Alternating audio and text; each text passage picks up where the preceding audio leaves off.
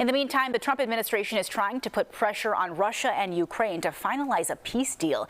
Negotiations are continuing today as Russia launches another strike overnight on Kyiv. Natalie Brand has the latest reaction now from the White House.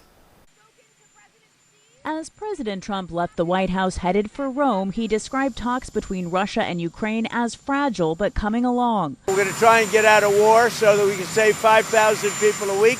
I think we're pretty close. President Trump's special envoy, Steve Witkoff, is in Moscow Friday to meet with Russian President Vladimir Putin for a fourth time. It comes as Ukraine says Russia fired more than 100 drones overnight, killing multiple people. An elderly woman and child are reported to be among the victims. Just Thursday, President Trump called for Putin to stop the bombing and said the U.S. is putting pressure on Russia. He was asked what concessions Moscow is prepared to make.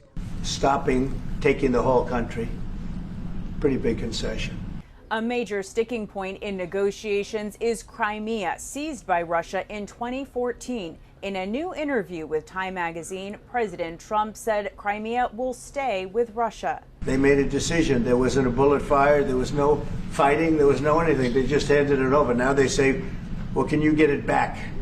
I think that's going to be a very difficult thing to do. Russian Foreign Minister Sergei Lavrov spoke to CBS News Face the Nation moderator Margaret Brennan about the negotiations. We are really polite people, and unlike some others, we never discuss in public what is being discussed in negotiations. Otherwise, negotiations are not serious. Ukraine's President Volodymyr Zelensky has said his country will not recognize Russian control of Crimea.